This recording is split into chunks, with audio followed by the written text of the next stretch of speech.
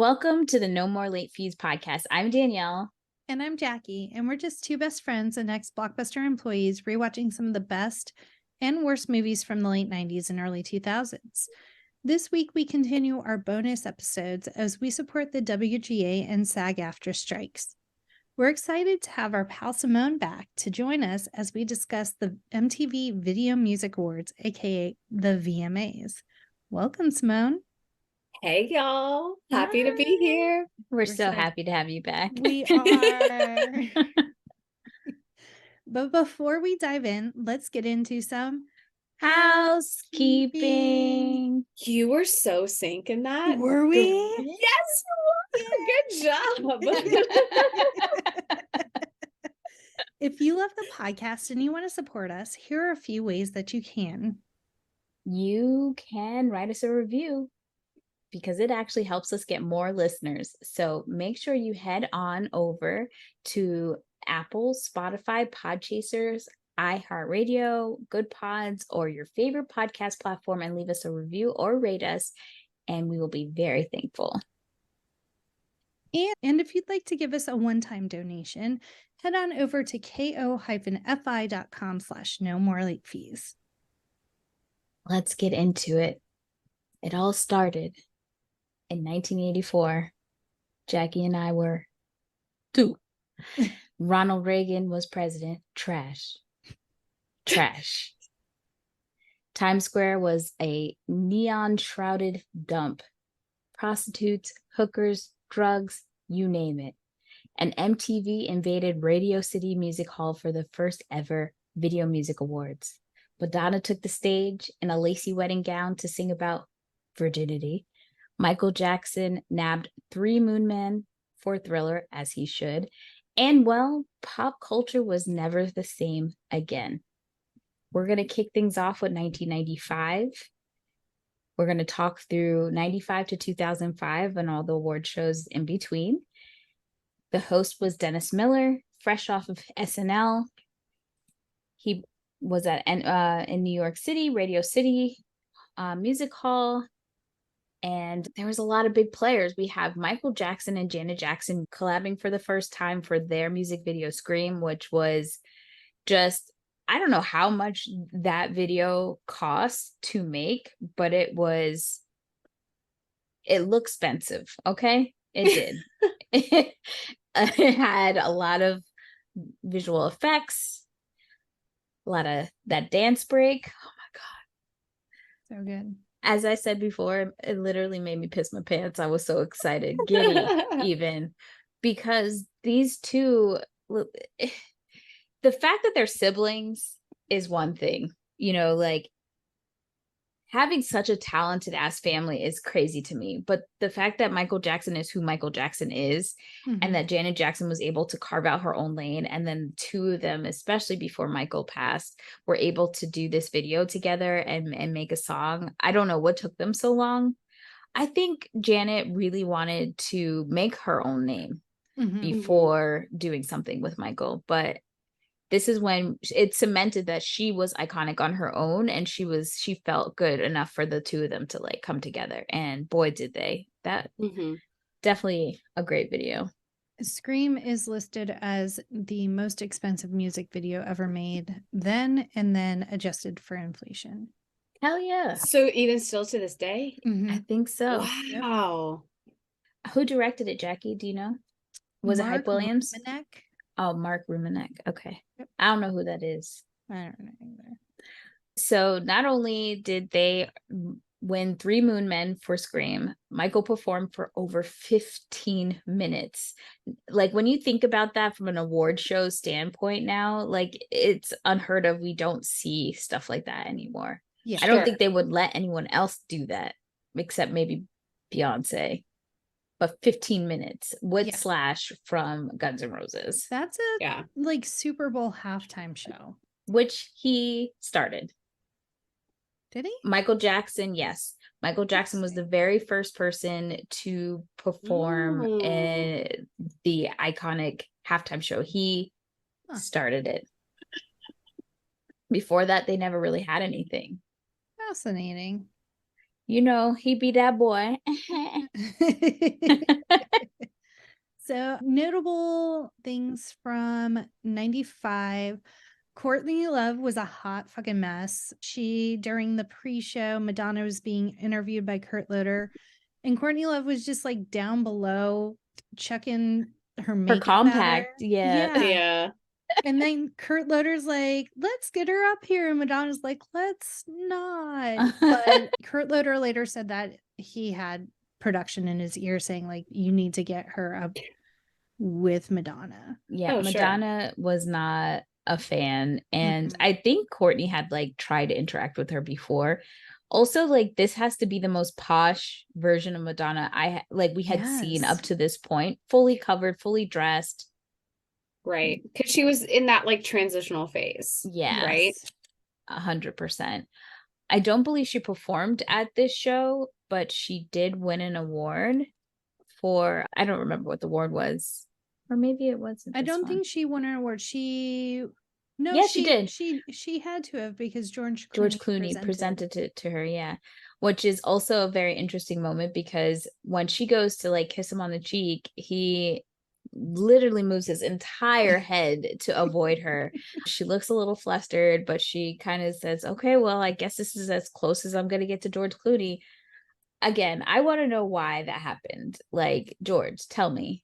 I know you listen, so let us know. Our BFF George Clooney listening to all of our episodes. And Courtney also did perform with her band Hole. They performed their song Violet. This is their first performance since Kurt Cobain passed away. It's also the first time that they performed since their band bassist Kristen Piaf died in 94. So they dedicated their performance to both of them and a few other people that were close to them that passed away. Mm-hmm. Oh, and my 95 was my first introduction to the VMAs that I can remember. And TLC performed a medley from Crazy Sexy Cool, and it is today, like to this day, my favorite VMAs performance. It was You gotta ruin amazing. it for later. What? Is it your favorite? Yeah. Oh, well, I guess we know. There won't be any suspense later when we go over performances. Oh, well, sorry. It's okay. I was telling you guys earlier that watching some of these performances, but watching TLC made me remember how much like I really love them. Yeah. And Crazy Sexy Cool, top tier. Still to this day want to recreate that pajama situation. I did see that Tarjay has those silky pajamas for sale, and I need to get it. Okay. I need it, and I need a fan, and we're gonna do this. I don't think I've owned silk pajamas since 97 or 98, when I owned a pair from Limited 2 that were a recall because they were flammable. And I was so tragic, because they were my favorite pair of PJs, and my mom's like, sorry, you can't wear these anymore. You will catch on fire. I'm like, it's worth it, please. I love these. I think those and the pajamas with the white clouds on them, those were like the ones that we needed to have in the 90s. So healing my inner child, I will go to Target and get some silk PJs. Yes. Everyone should do it. Weezer was also memorable at this awards season, because this was like kind of mainstream's introduction to them. They had their Buddy Holly music video. It was iconic because they had the cast, or they did some CGI where it was like the cast of that show from the 60s with the man with the leather jacket, Henry Winkler. Hey. Love that video still to this day. That's a good one. But they didn't win the big prize. That went to TLC for Video of the Year, Waterfalls, and they deserved it. The storytelling of that video, which was already, you got that from the song itself, but it just elevated it. And so they won Best Group Video, Best R&B Video, the Viewer's Choice Award, and they beat out Green Day for Basket Case, Michael Jackson and Janet Jackson for Scream, and again, Buddy Holly from Weezer. But TLC became the first African-American act to win the Video of the Year, which is crazy because this award show had been around for 10 years already. And that was huge. Okay, moving on down to 1996, we have Dennis Miller as the host again, 2 times in a row. I think he's the only one in these time periods that we're doing that did it consecutively. We're still in New York, Radio City, and Alanis Morissette is on our screens. She's on fire this year. Yeah, with Ironic. I'm thinking You Ought to Know might have been the year before. And Ironic is her playing multiple personalities in the car. I love how she, all of her characters are very distinct. So she won 3 out of 6 nominations for her video, Ironic. Who else do we have? It was also tying her in terms of nominations with Bjork, who also received 6 nominations, but her video for It's Oh So Quiet only took the Moon Man for Best Choreography that year.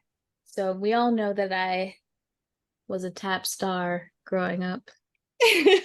And this song was like every dance recital, people were trying to do this song. I believe it must be a remake, but I don't know if I feel that way because of the video itself. It was giving very old Hollywood vibes. I misunderstood Bjork because of this video. I thought, oh, I like her music, her sound, because I love the song. I was wrong. Not that I don't like her, but it was her vibe totally different than this video. If this was your introduction, you were confused later. Yeah. And then, of course, we put this one on for Jackie. Who was there, Jackie? Who was there? Coolio won 3 Moon Men. Gangster's Paradise won 2 out of its 3 nominations, and 1, 2, 3, 4 Something New won 1 out of its 2 nominations. So he had 5 noms altogether. Yeah, this is a big year for him. Yeah. The Foo Fighters as well, Big Me. I really love that video. It's what do you call it? A spoof on you. a Mentos or the Mentos commercials that were popular during that time. And I just remember thinking, hey, that's that drummer. I had no idea Dave Grohl could sing, And then No Doubt didn't play the big show, but they played the pre-show. What was the song that they played again? Spiderwebs. Yes. Not the one with not the spaghetti. No, not Sunday morning. I do not like spaghetti. Danielle is triggered by the Sunday morning. I am. Like when they start like, I can't, like I felt that because I saw the spaghetti. So I'm sure Jackie just got an amazing gif of my eyes bulging out. Attitude, Patreon. But things weren't all copacetic. We had some feuding going on. The Gallagher brothers were up to their same bullshit, but this was the first time that like maybe we as an audience were seeing this stuff. So they were feuding literally on stage as they were performing. It's crazy. I've never seen. Was this the year that Oasis was like, we're bigger than the Beatles or we're bigger than Jesus or something like that? Probably. Yeah. Well, I think We're Bigger Than Jesus was actually John Lennon said that from the Beatles, but I think they said we're bigger than the Beatles, which then would insinuate that they're bigger than crazy. Yes, they said it in a 1996 MTV interview. Yeah. Nuts. That's nuts. That's a lot of confidence. That's bold. It is. That's good. I'm surprised their balls aren't just dragging on the floor. They're so big. They weren't the only ones feuding. Van Halen were at it as well. The original 4 members of Van Halen received a 20-second standing ovation because they made us all think they were reuniting for a album tour, whatnot. It was their first public appearance together because, as we know, David Lee Roth left the band, got kicked out. Not really sure. Didn't really look into that. Not sure. It was not amicable, maybe. It was not. It was a bad breakup, y'all. And then later on, when they didn't actually reunite for an album or tour, people were pissed, as they should be. And David came out and said that he was hoodwinked, bamboozled into the scenario. I too led astray. Yo, we need to go to Firefest Part 2. It's worth the risk for me, honestly. Ham and cheese sandwich in a styrofoam container. Have no place to live. But the big winners of the night were the Smashing Pumpkins for their video Tonight. I still see that moon in my dreams. Other awards that video won were Breakthrough Video, Best Direction, Best Art Direction, Best Cinematography, Best Special Effects, and they won out against Bone Thugs and Harmony for the Crossroads Criminal. Okay. Yeah. I mean, See I you think at the crossroads. there are bigger upsets that I'm upset about, but Bone Thugs should have gotten something for the Some Crossroads. award. Yeah. I said to somebody, somebody. Oh, that's how I used to sing it. I still sing it to that day. Don't know a damn Excellent. word. I thoroughly enjoyed And then you that. get to the bridge.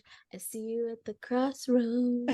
I knew that part, but everything else, I didn't know shit. That's all right. Y'all are the same. They Foo Fighters, Big Me, Lost Out, and Alanis Morissette. Ironic. And this was the final appearance of Tupac before his murder.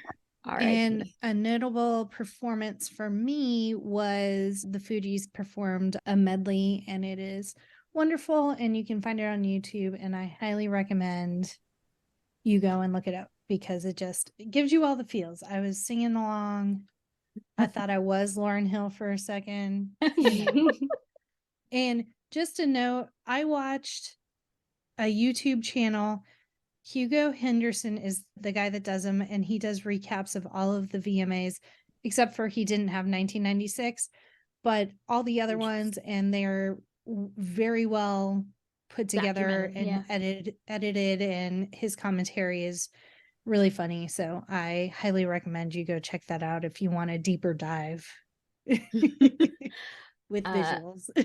But back to the Fugees. Yes. Jackie let me know that they're reuniting and going on tour again, and I will not be buying a goddamn ticket. Lauryn Hill will not see my money. Unreliable is what her name should be.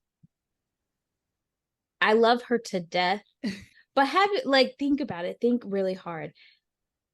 We've had one hit wonders, right? But have we ever seen an artist as talented as Lauryn Hill make literally one of the best albums of our time, drop it, win multiple awards, Grammys, everything? It's multi-platinum, diamond, I don't know.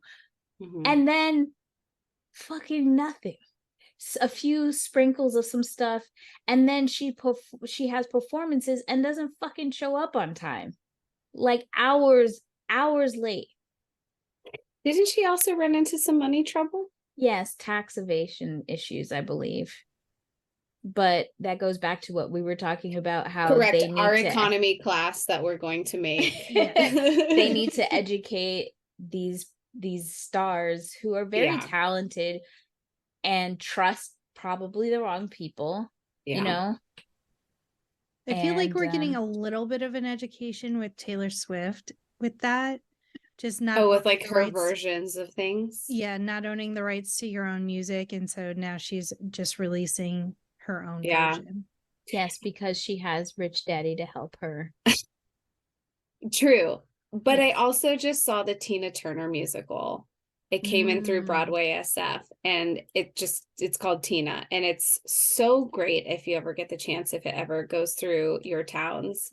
I learned a lot about Tina Turner. Of course, I knew about like Ike and Tina Turner, but not so much, and this is like totally on me, about the earlier history, who she came to be, her original name of Anime eat the cake.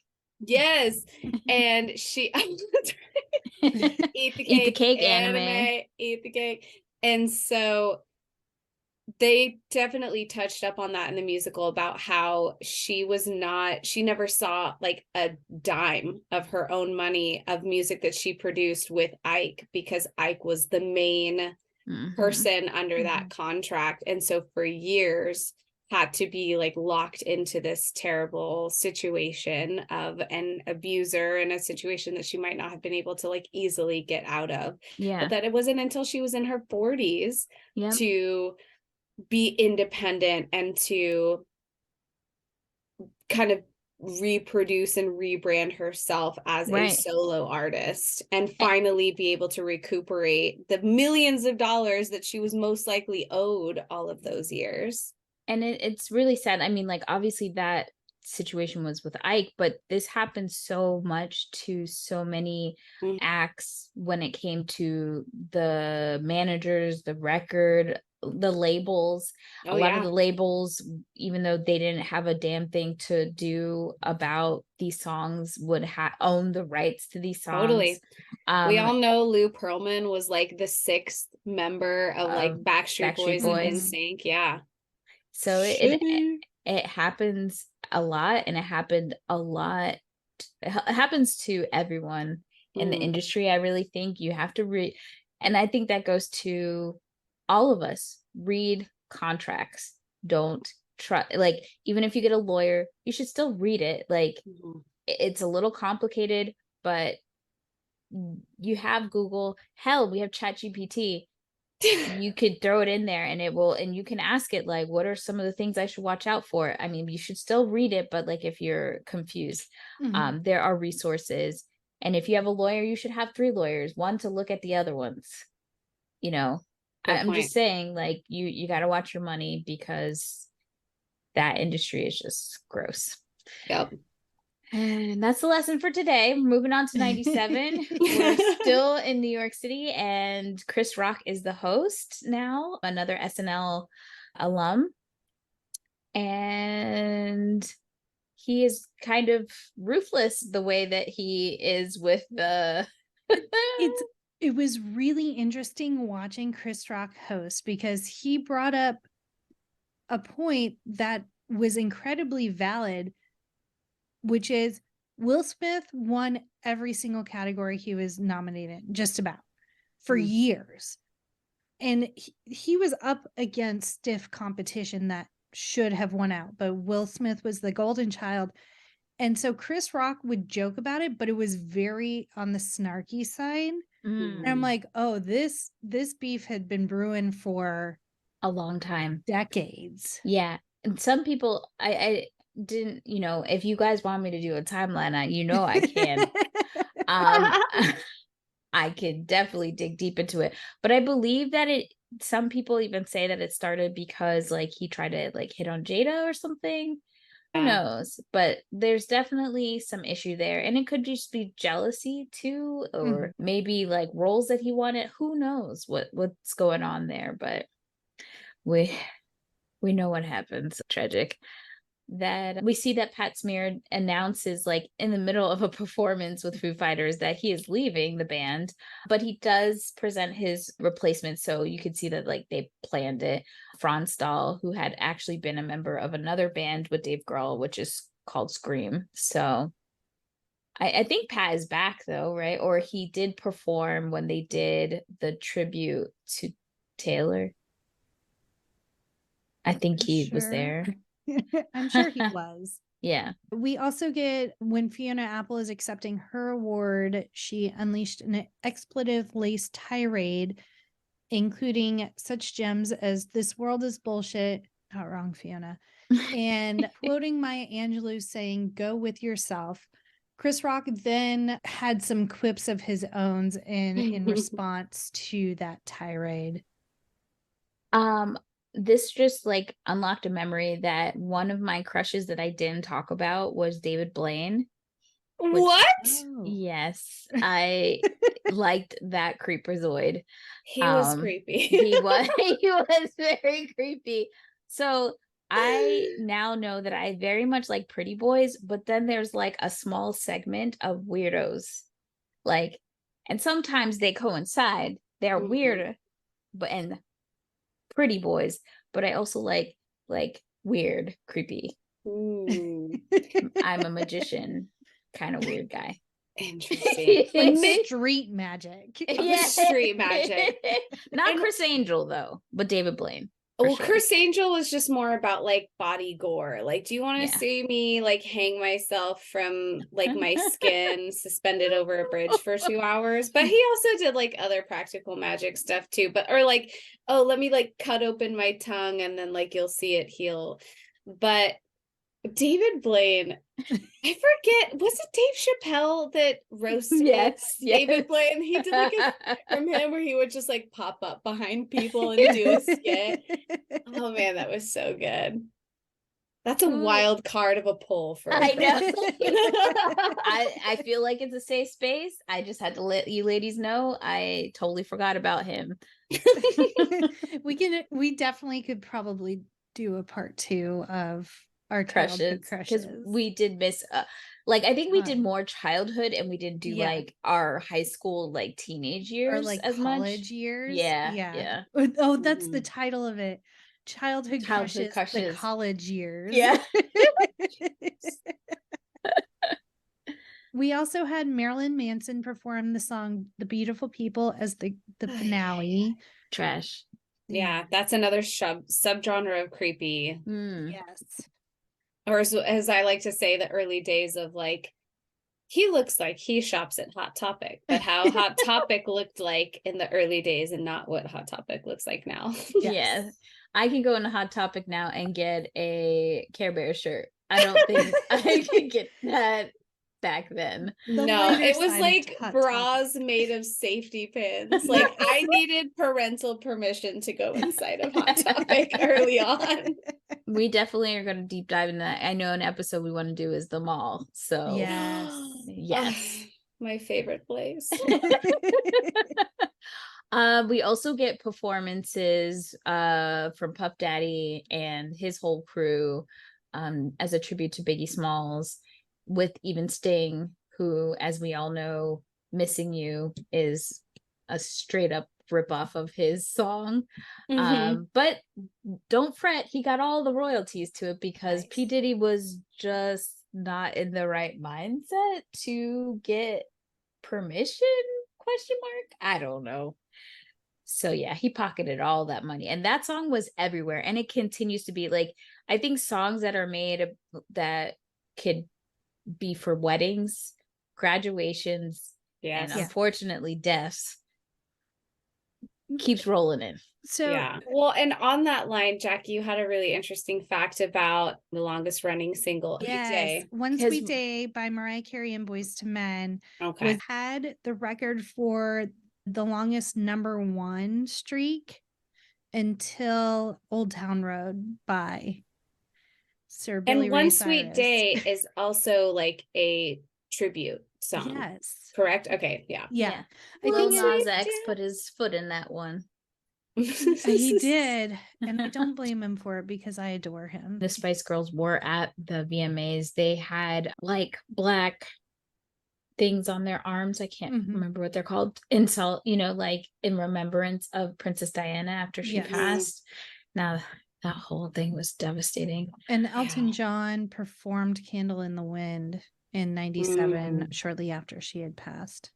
And Madonna made a very poignant speech about the paparazzi. And it still resonates today. Yeah. Which is very interesting because George Clooney was one of those people that really went to the mat and advocated for better like laws and policy about the paparazzi and just having some sort of control about how they did things. So who were the big winners? Jamiroquai. Made of virtual insanity. Get that treadmill going, y'all. The spinning room. Yeah. Virtual Insanity did win Video of the Year. It also won Breakthrough Video, Best Cinematography, Best Special Effects. And one thing that I have to mention is just like that video was cool and deserved it. but there are just so many other videos sometimes that win video of the year because the song itself is just so iconic, but the video really was okay. Mhm. And that would always like piss me off watching these. Yeah. The band was up against Beck for The New Pollution, Jewel, You Were Meant for Me, 9 Inch Nails, The Perfect Drug, the perfect song, love them. No Doubt, Don't Speak. In my chest, Gwen. In my chest. 1998. Now we have moved locations. We're in Los Angeles. Ben Stiller, Jackie's favoriteest person ever. Another SNL alum. I believe he was on SNL. I think it might have been like a random year or so, but I might be wrong. But yeah, I mean, I know he's hosted a bunch. Yeah. So he's hosting. He is in Los Angeles, and this is when we get just an iconic Rose McGowan on the red carpet, wearing nothing but a see-through dress, no bra, and a thong. Oh my God, when did the thong song come out? And did that performance? Oh, okay. I got too excited too quickly. We haven't missed Cisco because I have some things to say about Cisco. Maybe that was an inspiration for Cisco. Maybe that dress was crazy. It was, and going deeper into this look by Rose McGowan, she had said later that it was right after she was sexually assaulted.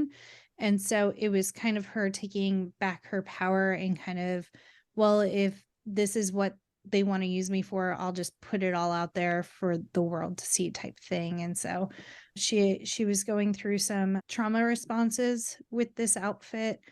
And I'm glad that she has now spoken out about her experience in the film industry and the types of things that go on behind closed doors.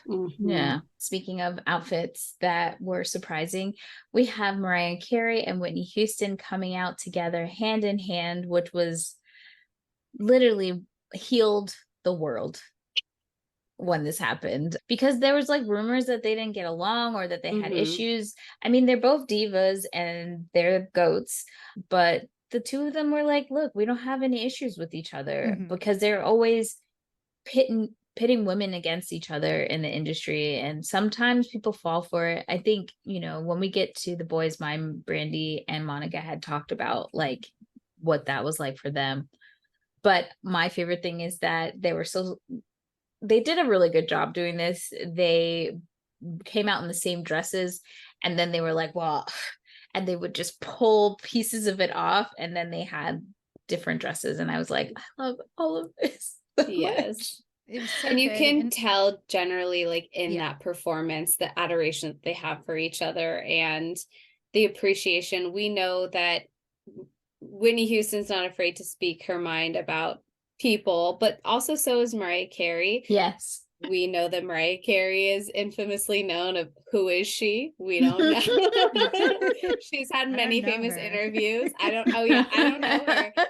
But in that moment, we were like an inch closer to world peace. Yes. Moment. 100%. But something else happens at this award show, and I know you're a huge Spice Girls fan, so tell us about it. Jerry Halliwell makes her first public appearance since she had left the Spice Girls. I, like many young kids at this time, were very shooketh. I knew exactly where we were, what we were doing the moment that MTV like beep, beep, beep, beep, beep, beep, beep, beep, beep, like had a news flash, and it was literally like breaking news. It for those of you who weren't there during that time, it like interrupted music videos and airwaves, and it took up like that day's worth of news. We cried. It was the day after my sister's birthday, so she was just having a birthday party. We're having breakfast the morning after, and she was like, "It's ruined. My entire day is ruined." And so maybe that's why it was like such a moment that I will never forget, because all of a sudden you had a bunch of girls that just were like jubilous after this great celebration and were bawling in the living room, just watching the TV. But This was the equivalent to this was like the first time that you see your ex in public and it like, oh, like it just kind of like tugs at your heartstrings for a little bit, but you're happy at the same time and you still get a little bit of butterflies. But at the end of the day, I'm glad that they still made it work and that they're all still fairly close with each other. Yeah, I love them. What else? Other than Madonna, only Will Smith and Prodigy won multiple awards that night, winning 2 apiece. Garbage, God, I love them so much, received 8 nominations for Push It, but didn't win anything. Oh, I was very excited about Master P featuring Silk the Shocker, Mystical, and Mia X, Make 'Em Say, oh, Na na na na. they performed, and I was very excited about that. I remember Monica and Brandy performed together. The Boy Is Mine was everywhere. This was our Super Bowl. Okay, this was a talent show song. I designate certain songs as talent. As being a performer many years in talent shows, I wasn't in this one, but this was a year where we had like multiple renditions of that one. The Backstreet Boys performed. I don't know if this was their first performance. I think this might have been their debut performance. They performed Everybody Backstreet's Back. Iconic as well. The video. Oh, the video is fantastic. And same house that that Ghost movie was shot in. With Devin Sawa, Christina Ricci, and the president. And the president. Madonna was the most successful nominee and winner of the night. She won 6 awards out of 9 for Ray of Light, including Video of the Year and Best Female Video, and 1 for Frozen, which out of all the songs on that, I remember that album was so iconic for me. And I loved Frozen. Everybody else liked the other ones. Ray of Light, I hated that song after a while. Ray of Light was the one where the clouds are moving very fast. Yes. And she's her. Like, yes. I remember seeing that video for the first time and I turned to my sister and she made me feel so fucking stupid, but it was so funny. So I was like, what if the sky actually moved like that? Like, is that real? Can that really happen? She's like, no, Simone, that can't happen. That's a video that's sped up, because I really thought, I was like, wow, Madonna shot on a day where the wind was going so strong. Going so fast, and she was like, you fool. I just remember, like, the video itself though was really cool, you know. The special effects, and it was like, after she did that video, I feel like everyone was doing that kind of scaling and special effects, so I do give her that. And this album was like the first time that I said to myself that, like, after this, every time one of my favorite pop stars or singers got pregnant, I knew that album that they made after having the baby was going to be a fucking banger, because this album was so different than anything else Madonna had done. And I think this is when after Lourdes had been born, and like, it was just coming out of her. So I was like, Gwen, baby, when you have a kid, I'm so excited. And she did not disappoint. Beyonce did not disappoint. Every time they pop out a baby, we're getting killer albums. Adele, killer albums. Yes. Everybody needs to get pregnant. Let me see them albums, okay? So the other nominees for Best Music Video were Brandy and Monica, The Boy Is Mine, Puff Daddy featuring the LOX or Locks? It's in capitals. It is a valid question. It's the Locks. It's the Locks. Never heard of them. I can't. Lil' Kim, Notorious B.I.G., and Fuzz Bubble, It's All About the Benjamins. Yo, the remix of the All About the Benjamins, when they did the rock version, I always love that one. Wanna rumble with the beat, huh? Put a hex on your whole family. Will Smith getting jiggy with it, and the Verve Bittersweet Symphony. Mhm. Before we move on, I would like to bring it back to The Boy Is Mine Mhm. performance. Ooh, Because according to yes, the fight. Dallas Austin, that's his name, right? Yes, who is Chili's baby daddy and a prolific producer. Yes. He produced all of, like, I think fan mail or most of TLC stuff. Apparently, according to Dallas Austin, Monica decked Brandy right as they were going on stage to perform The Boy Yep. Is Mine at the VMAs. And when they recorded the song, they were never together. They recorded their parts separately and then it was edited together. And so very much beef with Brandy and Monica. So what happened was that, like, and they both talked about this, they didn't have issues with each other per se, but they constantly were compared with each other. Mhm. And people from different camps, each side, were whispering in each other's ears, starting shit that didn't exist. And they're both very different personalities. They have both very different upbringings and backgrounds. You know, Monica is from Atlanta and she don't fucking play. Okay? Like, that, her decking her, there was a reason. I think Brandy was with the mouth and Monica was with the hands. You know what I'm saying? Yeah. Mhm. You have to, Mhm. as you're surviving in this world, you have to know the difference. You have to know what your skills are. If you have a mouth, do you know when to kind of like cut it off before identifying someone who you said something wrong to that has the hands and does not use the mouth? Or do you have both to back it up? Like, you need to identify that. Brandy did not identify that who she was messing with, and that Monica was like, I don't give a fuck if we were at the VMAs. Watch your mouth. And Brandy did not. did not. Both professionals to be able to both perform together Yes. shortly after that event. Maybe it just added a little something extra to Yeah. the song that was essentially an argument. Yeah. Right. But I did love that during the pandemic, these two came together and did a versus, and they were just very kind to each other. You could tell they have mutual respect and love. They might not be best friends, and that's okay. And Monica's still about that life and about them hands. Don't fuck with Monica. That is what I took from this whole thing. The boy was hers. Okay. Tell us about 1999, Danielle. Chris Rock again, New York City. There's a lot happening. I want to say this Messy. year, Yeah. 99 was a messy year. I think it's the one that really like sticks in my head.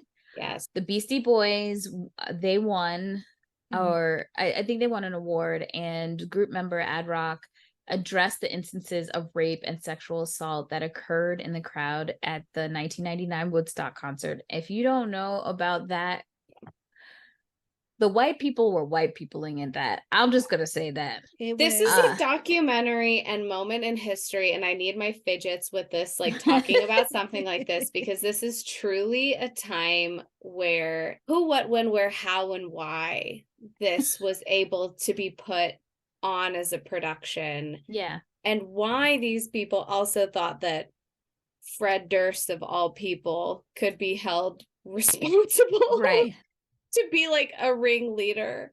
If you don't know, truly there are two really great documentaries that talk about Woodstock 99 that just is a whole myriad of just awfulness when you watch it. It's just one of those things where it's part of the name of the documentary, the train wreck, right? Yeah. It's like this train wreck that you can't look away from.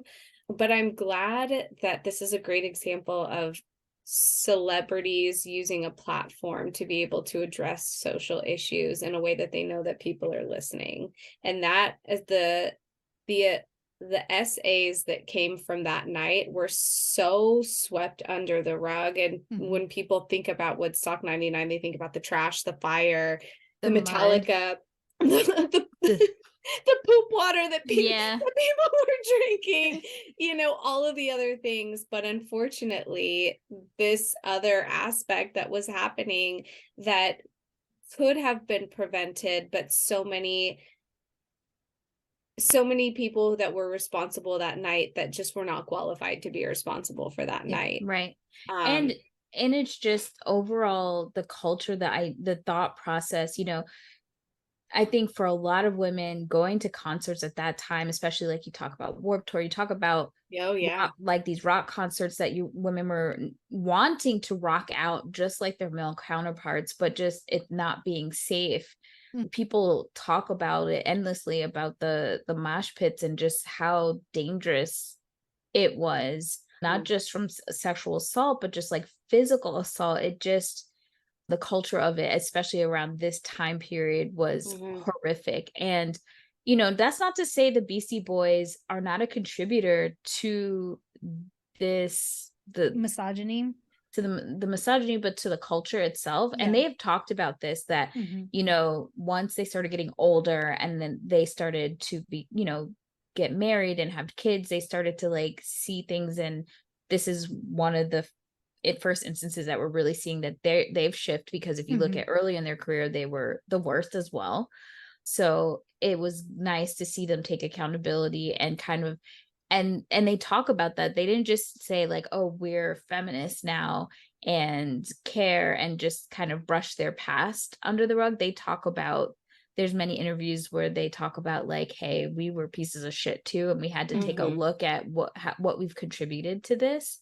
So this was a very important moment. And he went on to say, he pleaded to the other musicians in the room to make a charge in the way that they treat fans at concerts, to pledge to talk with promoters and security to ensure the safety of all the girls and the women who come to their shows.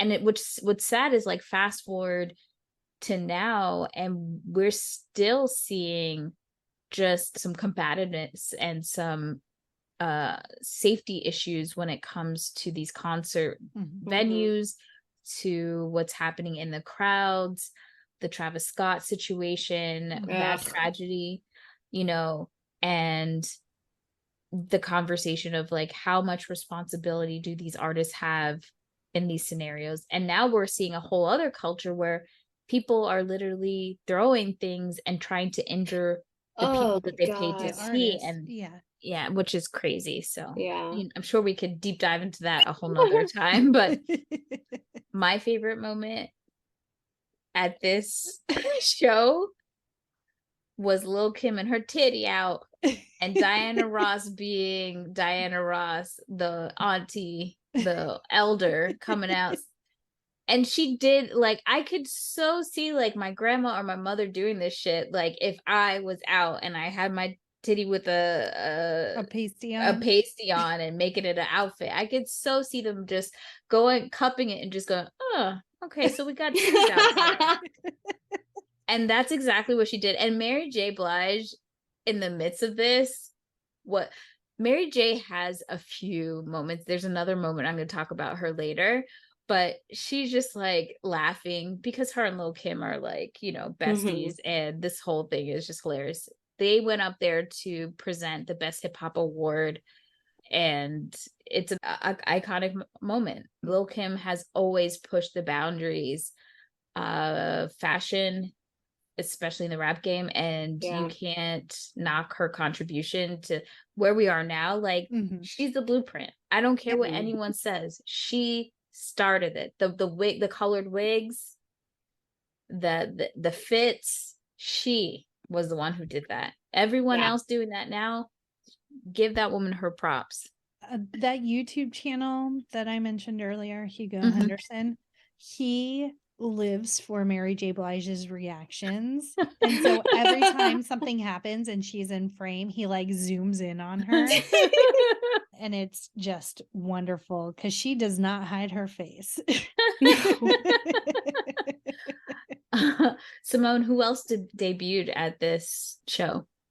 Hit me, baby, one more time. Boom. Britney Spears. And just in general, when someone says MTV Music Video Awards, for me, she's Mhm. the first thing that comes to my mind. Whether Yeah. it's this performance, the next one that we'll talk about the following year, and then the year after, like Yeah. 3 years in a row, 4 years in a row. No, with the because she did the other one where's the one where she was wearing the black like bikini thing? That's another one. 2000. I know it's out of our range, Yeah. but that's another Oh, yeah. moment. I think it was like Yes. 2007 or something. Yeah. Oh, with her comeback. Yeah. Yeah. Yeah. It's just, she was someone, these are the ones that I really start to remember. I would say 97 was kind of my first like real concrete memory of watching, like sitting down and committing to watching the award show, but mostly for the Spice Girls of it all. Yeah. But when Britney entered the game, this is someone who I just associate with iconic moments of the award show. Yeah. And this was so cool that she performed and then kind of recreated but put a spin on her video for Hit Me Baby, and then NSYNC comes out afterwards and it's like their debut as well. Yeah. With Tearing Up My Heart. And Yes. let me tell you, I think I had more of a love for NSYNC because I loved that Disney show that they were on together, and I watched it religiously. So when they came out and I was like, oh my God, that's JC, that's Justin. Oh my God, I remember, blah, blah. And then I was like, then there's Britney. I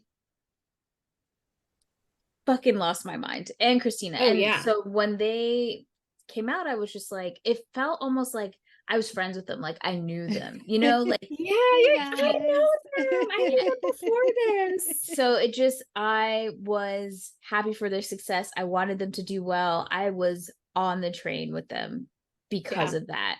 And then they just obviously made quality music and entertained the hell out of me.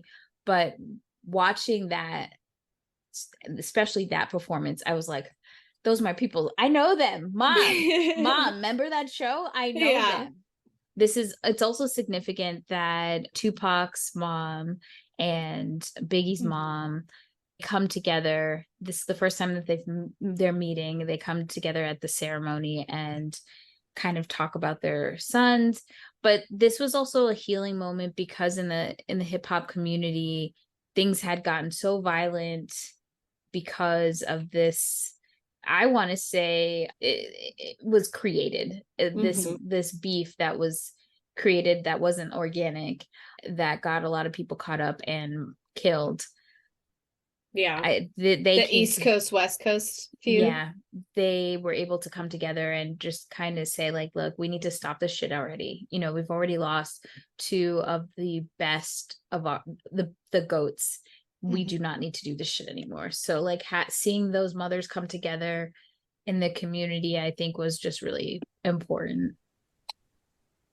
Yeah. Ricky Martin and Korn were the most nominated artists of the night. Which, can we just acknowledge the complete polar opposites that those two artists, the spectrum there. Again, my poor mother, my sister and I got really into like Korn, Limp Bizkit, and Slipknot. And when I say my sister and I, it's really my sister and I'm the impressionable younger one. So she liked it, I liked it too. So 10-year-old me, 12, 13-year-old Leah are just running around the house like, knock, freak on the leash. And my mom's like, where did I go wrong? But at the same time, we're also like, I wanted that. Like, you know, there has to be a balance. There was balance to the force in the Yamshan house. I do love this time period because there is range in the selection of music. Like people weren't all or nothing. Like people had their groups, but like I knew there were some goth kids listening to Backstreet Boys. They didn't want to admit it, but they did. You can only be so emo. Right. But I was very excited for like Ricky Martin's performance at this show, Livin' La Vida Loca.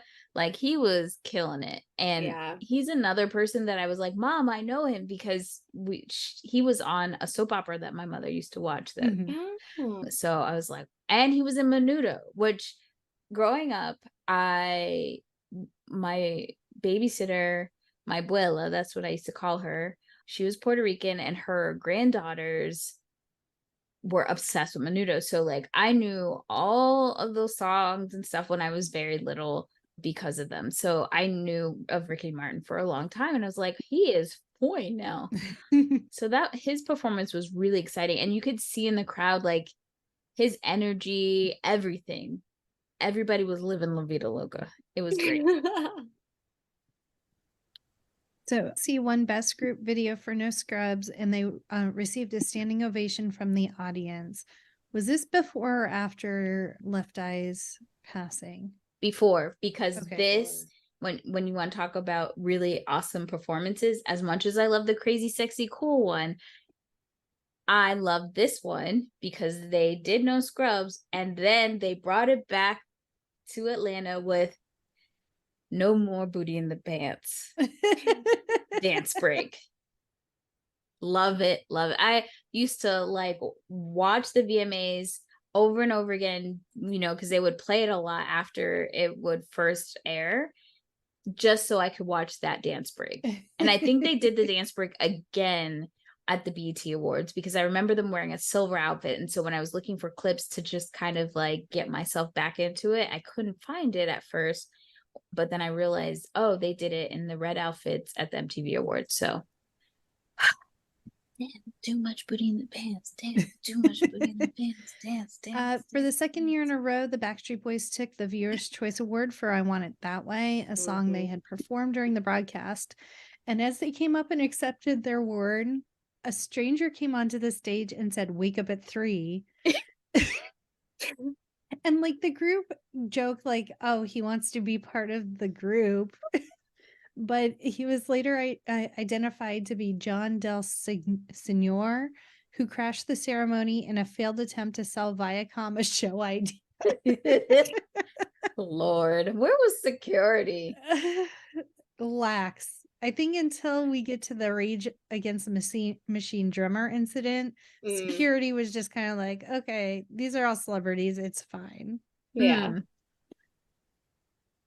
Before presenting the final award, a group of drag queens paid tribute to Madonna wearing her most iconic outfits. I do remember this. With the medley of her hit songs. Madonna herself then appeared on stage and remarked, "All I have to say is that it takes a real man to fill my shoes." You're so sassy, Madonna. Love it. She then introduced Paul McCartney, who presented the video of the year. And he did a Adina Menzel. Adele Dazeem. Yeah. He said to some guy called Lawrence Hill. Now that was disrespectful, sir. Yeah, it doesn't take much to read. First and foremost, he had to have known how big her fucking album was. Yeah. So I side-eyed Paul McCartney. He's old white man. He's probably just sitting and just like, yeah, Stella, that dress looks nice, and just doing his own thing. Also, I don't remember if this was after his wife passed. He might have been a little out of it. So we'll see. I was listening to Wings all day today. So me and Paul. You were vibing? Yeah. Other awards that Lauren, because she's, racked up some awards: Best Female Video, Best R&B Video, Best Art Direction. Who else she was up against was I Want It That Way for Backstreet Boys, Corn, Freak on a Leash, Ricky Martin, Livin' La Vida Loca, and Will Smith, featuring Drew Hill and Kool Mo D, Wild Wild West, which was the only redeeming thing from that movie. Oh, now, oh my God, yeah. Wow. Yeah. That movie was a doozy. But I remember this. Was this the year they also performed this one live? Yes, I think this so. was a big performance. That was a really good performance. Yeah. Okay. If you have some hot takes and we missed things, you're mad at our takes, whatever it may be, don't forget to check us out at No More Late Fees on TikTok, Twitter, Instagram, YouTube, and Threads, and let us know what you think. And you can also hit us up at our quick 909-601-6653, 909-601-NMLF. You can twat us at the Twitters, hem us at the Threads, or leave a message on our Spotify for Podcasters account, and you could be featured on a future episode. Well, it's been a crazy ride just doing the 90s for the VMAs. I cannot wait to see what's in store for the 2000s. It's like batshit crazy, I'm sure. So buckle up. Don't forget to come back and listen. Yeah. Oh my. Can't Get wait. your silver, glittery, icy blue eyeshadow ready, everyone. Yes. Your coordinated jean outfits. Get your banana boa constrictors out. Because guess what? We're a slave for you. So make sure that you listen to the next episode. And as always, be kind and rewind.